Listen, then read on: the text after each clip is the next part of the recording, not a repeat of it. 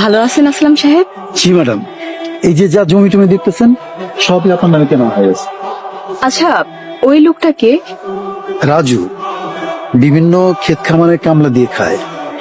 আজকে আমি ওরে ক্ষেতের আগাছা পরিষ্কারের জন্য রাখছি। আচ্ছা, তাহলে ওনাকে একটু ডাকেন। এই রাজু, এদিকে আয়। জি কাকা। উনি হচ্ছে ম্যাডাম, এই পুরো জমিটাই ওনার নামে কেনা হয়েছে। সালাম আলাইকুম ম্যাডাম। ওয়ালাইকুম আসসালাম। আপনার কি কোনো সমস্যা? না তো ম্যাডাম, কোনো সমস্যা নাই। তাহলে আপনি নিচের দিকে তাকিয়ে আছেন কেন? পর্দা করতেছি ম্যাডাম। পর্দা করছেন মানে? পর্দা করা ফরজ। আল্লাহ তাআলা নারী পুরুষ দুইজনকে পর্দা করতে বলছেন। নারীদেরকে বলছেন তোমরা তোমাদেরকে ঢেকে রাখো, পুরুষদেরকে বলছেন তোমরা তোমাদের দৃষ্টি সংযত রাখো। তাই নারীর জন্য যেমন পর্দা করা ফরজ, পুরুষের জন্য দৃষ্টি সংযত রাখা ফরজ। আপনি আমার জন্য বেগানা নারী, তাই আপনার দিকে তাকাইতেছি না, কিছু মনে করেন না ম্যাডাম। এই রাজু, তোর কি মাথা খারাপ হয়ে গেছে? উনি আমাকে ম্যাডাম, তুই কারে কি কস? উনি ঠিকই বলেছেন আসলাম সাহেব। আমরা নারীদের পর্দার বিষয়ে কথা বলি, কিন্তু পুরুষের পর্দার বিষয়ে এড়িয়ে যাই। অথচ দুটোই দরকার। রাজু সাহেব, আপনি এখন যেতে পারেন। আচ্ছা আসলাম সাহেব, উনি কি বিবাহিত? এই কথা কেন জিজ্ঞেসেন ম্যাডাম? ও তো বিয়া করে না ম্যাডাম, করবো কেমনে? গরিব মানুষ। ওর বাপে যখন ছিল অবস্থা ভালোই ছিল, এখন তো পেট চালাইতে কষ্ট হয়, বউ চালাবো কেমনে? আপনাকে এখানে নিয়ে আসার কারণ কি জানেন? আমি রাজু সাহেবের বিষয়ে জানতে চাই। রাজুর ব্যাপারে জানে কি করবেন ম্যাডাম? আমি ওনাকে বিয়ে করতে চাই। আপনি এসব কি করতেছেন ম্যাডাম?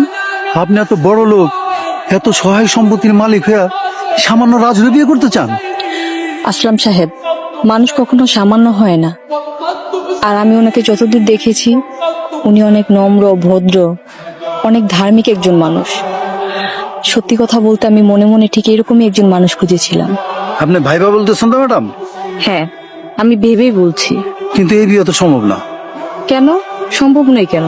আপনি তো বড় লোক, রাজু বড় লোক পছন্দ করে না। বড় লোকে কি সমস্যা? তা জানি না।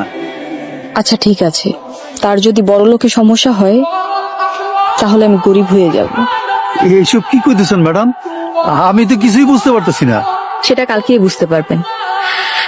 আপনি তাহলে এখন আসেন। জি ম্যাডাম, আসসালামু আলাইকুম। ওয়ালাইকুম আসসালাম। আসসালামু আলাইকুম কাকা।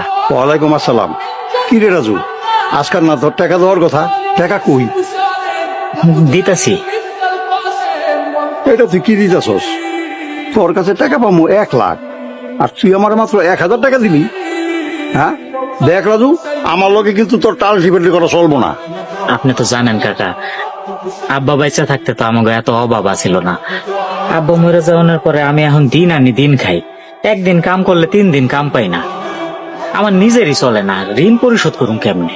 এটা তোর মরা বাপের যে জিগা, তোর বাপে টাকা না দিয়ে মরলো কেন? দেন কাকা, আমার মরা বাপরে নিয়ে কিছু করবেন না, আপনি টাকা আমি পরিশোধ করে দিব। ঠিক আছে, তাহলে 1 টাকা দিবে আমারে। এখন কেমনে দিব? এখন তো আমার কাছে কোনো টাকা নাই। টাকা যদি না দিতে পারোস তাহলে এই ভিটা বাড়ি ছেড়ে দে। কি কোন কাকা, 1,00,000 টাকার লোক ভিটা বাড়ি লিখে দিব? তোর আমি 1 মাসের সময় দিলাম, আগামী 1 মাসের মধ্যে যদি তুই আমারে টাকা দিতে না পারোস, তোর এই বাড়িঘর কিন্তু আমি নিয়ে নেবো। কথাটা তুই মনে রাখিস।